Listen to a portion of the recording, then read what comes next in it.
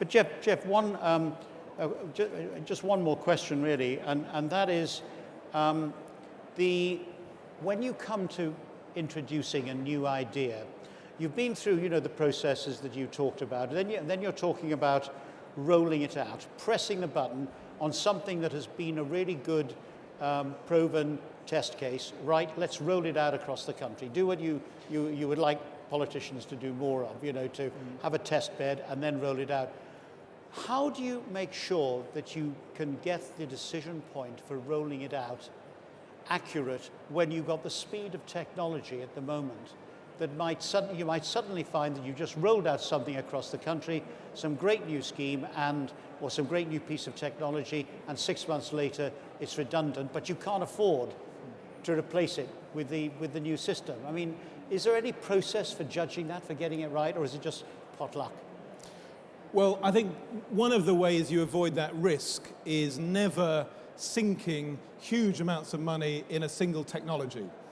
And I mean, if there's one great lesson of IT in the public sector in the last 20 years, it's never have a big program, if you can possibly avoid it. And I have a PhD in telecoms, you may not know, and have seen again and again, to my despair, politicians seizing on big sort of glitzy programs, putting vast sums of money in, and then having a variant of the kind of remorse which you've described rather quickly. So keep things modular, don't make big jumps on technology systems.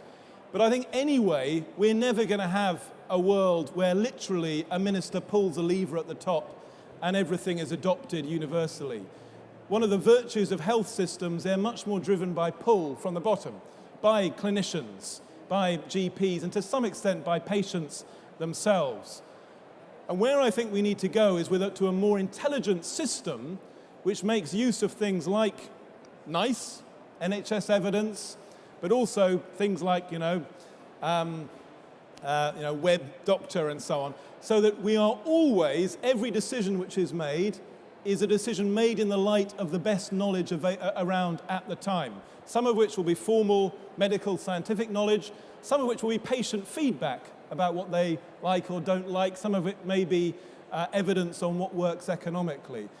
And ideally, to have that information very widely spread in the minds of patients and the media, as well as of doctors, so you don't actually need anyone at the top to be making those sort of decisions in a kind of Stalinist way.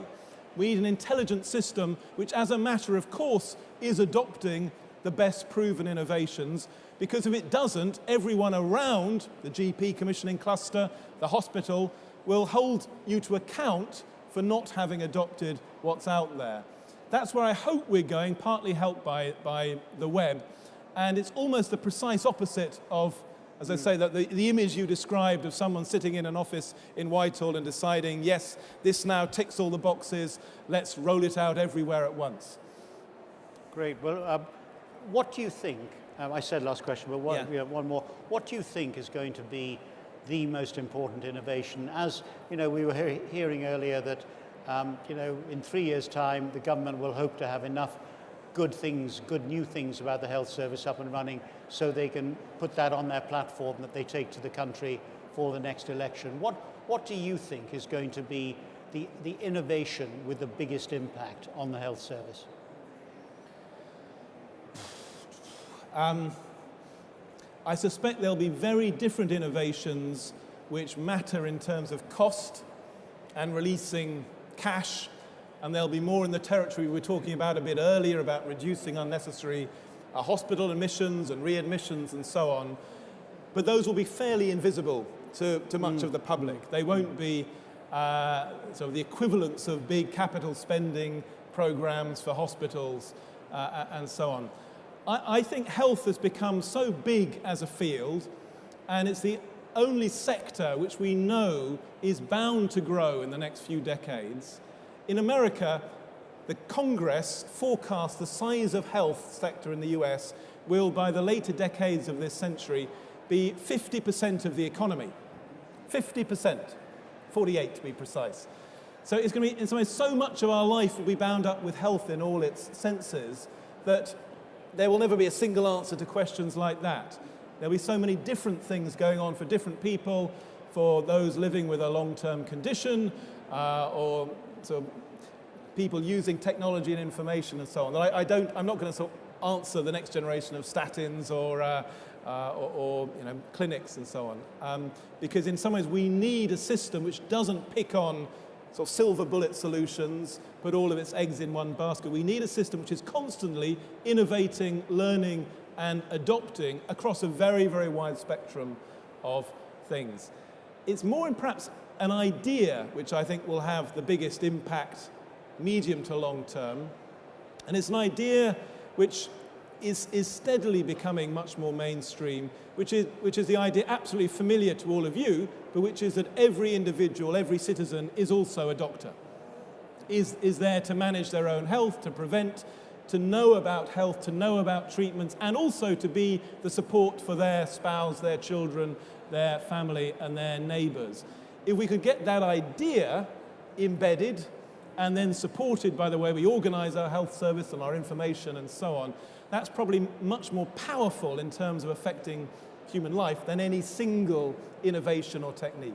Yeah, but that might take more than 3 years. That would probably take more than 3 years. It's almost a generational thing, isn't it? It is, but it's happening anyway. And in terms of Andrew Lansley's ambition to make sure that an improvement is noticed by the patient on the front line and everything is geared towards the customer, as it were, is it possible that you could reform the NHS in the way the government is doing and actually not have much effect in terms of the patient's perception of things having got noticeably hugely better?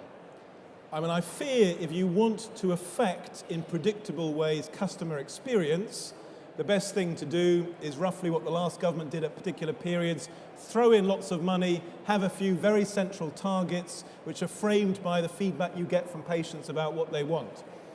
For many good reasons, as well as perhaps less good reasons, Andrew Lansley is not doing that, which means that I think he's courageous to expect there will be a very visible improvement for patients in 2 to 3 years' time, but I hope he's right. Right, and you are going on to the job now of Chief Executive of Nesta. I mean, tell us a little bit about that and whether you will carry your interest in healthcare through into the new job.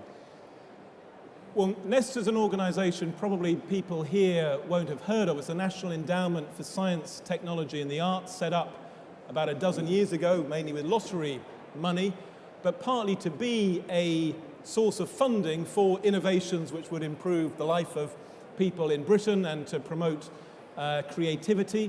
When it began, it did nothing in health.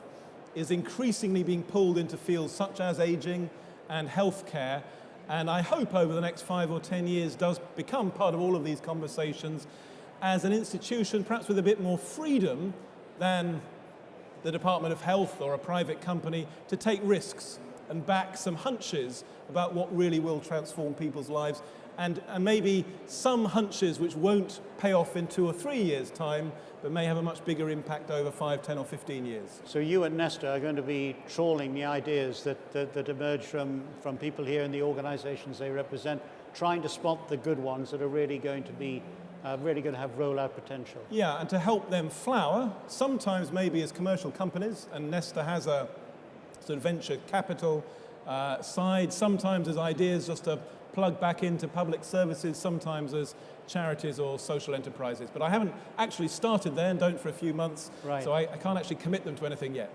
Right. Well, Geoff, thanks very much for talking to us, and a great insight as ever into your remarkable thinking processes on a whole wide range of issues that affect everyone in the health industry. And good luck with the new job. Thanks for talking to us today. Thank you.